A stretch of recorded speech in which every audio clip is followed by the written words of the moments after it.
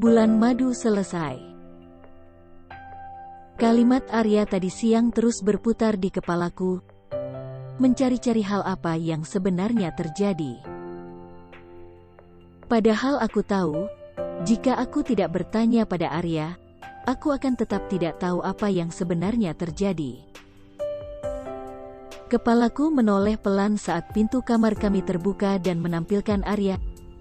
Pria itu baru saja pulang. Aku tidak ikut pergi saat Arya menawari aku ikut. Aku membiarkan ia pergi dengan driver kami. Paulo, katanya hari ini akan membawa Arya pada salah satu kedai yang terkenal di kota ini. Sayang, aku bawain kamu ini. Aku yakin kamu suka, kata Arya ceria. Pria itu langsung menghampiriku dan duduk di samping ranjang dengan tetap membawa bungkusan yang tadi ia beli. Apa? Tanyaku pelan. Roti lapis daging. Tadi aku udah coba dan ini enak banget.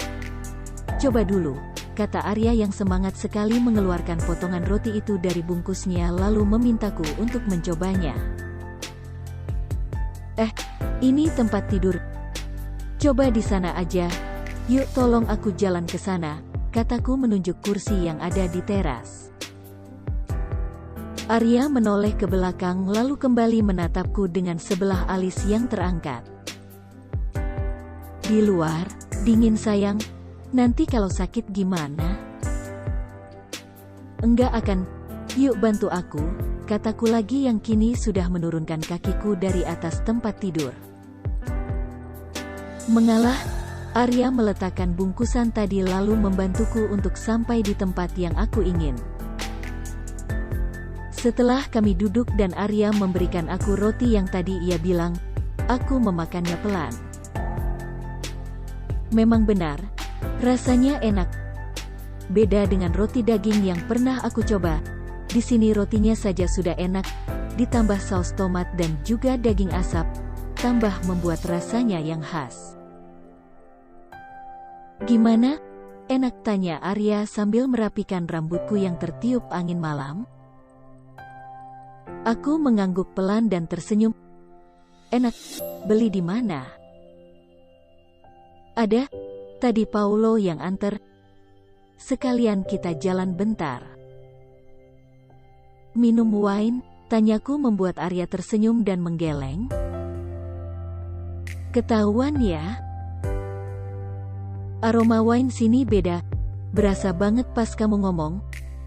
Berapa botol habis, kataku yang membuat dia terkekeh pelan.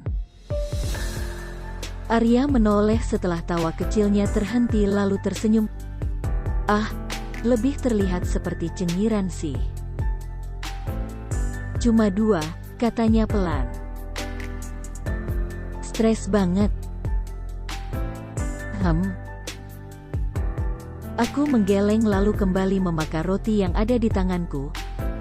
Setelahnya kami saling diam. Tidak biasanya Arya juga ikut diam saat aku diam. Pria itu mungkin butuh waktu untuk berpikir, dan untuk itu aku tidak mau membuatnya jadi terbebani dengan bertanya ada apa.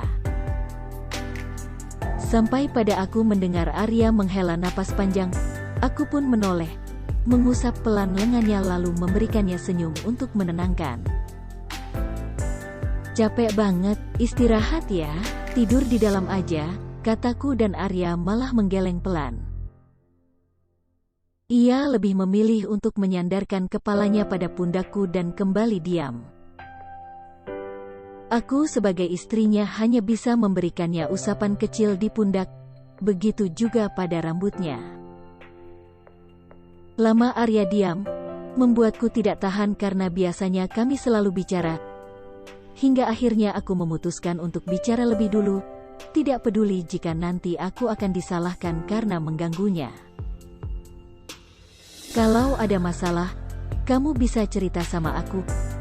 Aku kan istri kamu. Aku tetap mengusap pundaknya lembut. Tak lama Arya menarik dirinya, duduk dengan benar lalu mengeluarkan bungkus rokoknya. Arya adalah tipe pria yang jarang merokok. Selama aku hidup dengannya, jarang sekali pria itu merokok, hanya saat-saat tertentu saja. Aku tidak melarang, membiarkan dia mencari kesenangannya dulu. Mataku tetap memperhatikan dirinya hingga dia menoleh padaku setelah selesai menghembuskan asap pertamanya.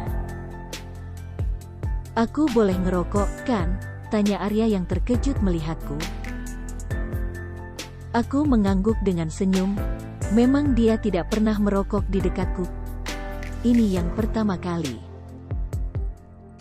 "Boleh dong, selama kamu bisa lebih tenang.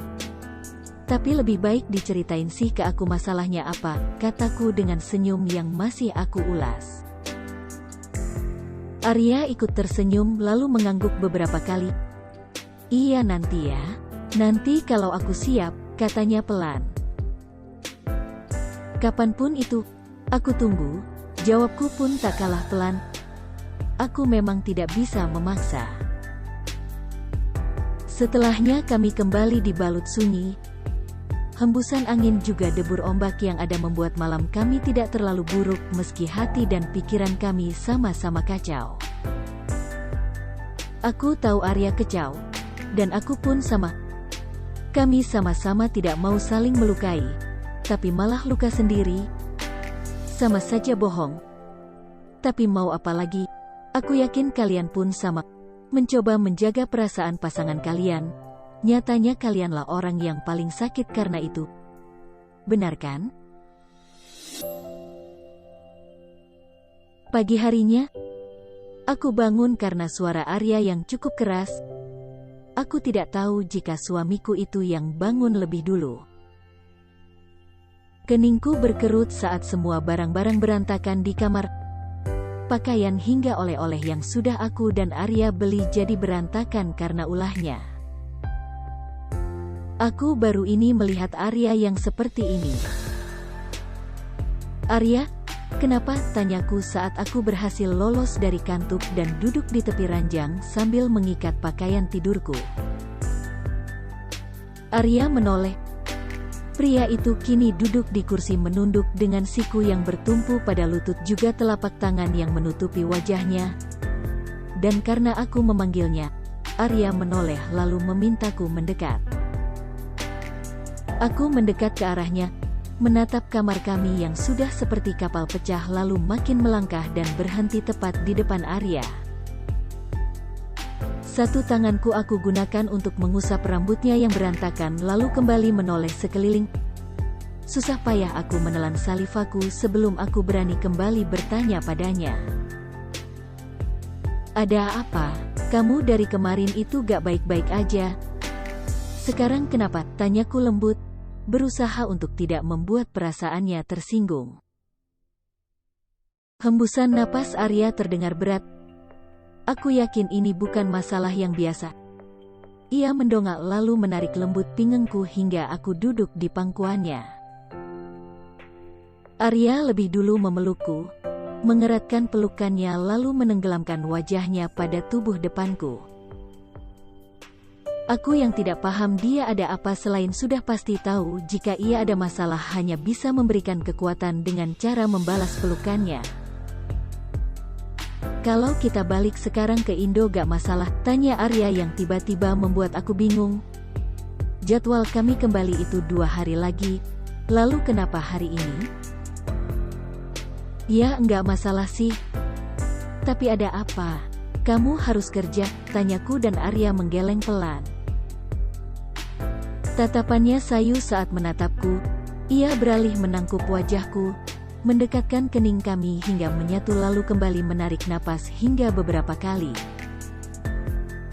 "Mama," katanya pelan dan itu kembali membuat aku harus siap dengan jantungku.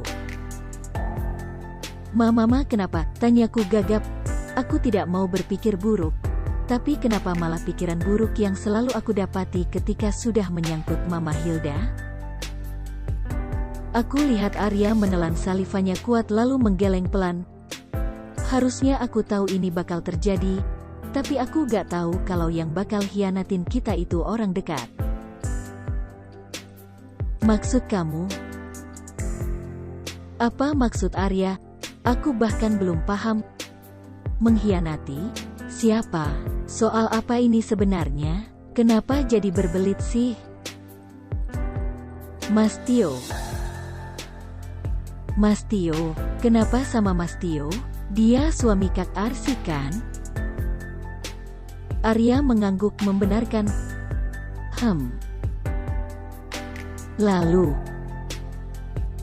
Mama pingsan dan masuk rumah sakit karena dia. Hah? Kenapa bisa? Kini Arya menatapku dengan tatapan yang tidak bisa aku baca. Sedih, marah atau apa aku tidak tahu. Dan kalimatnya yang selanjutnya membuat aku terpaku. Karena Mas Tio yang bilang sama Mama soal kamu dan masa lalu kamu. Dek. Back to realita. Gia ini ada orangnya. Dan untuk Gia yang nyata, terima kasih sudah ikut baca. Bye-bye.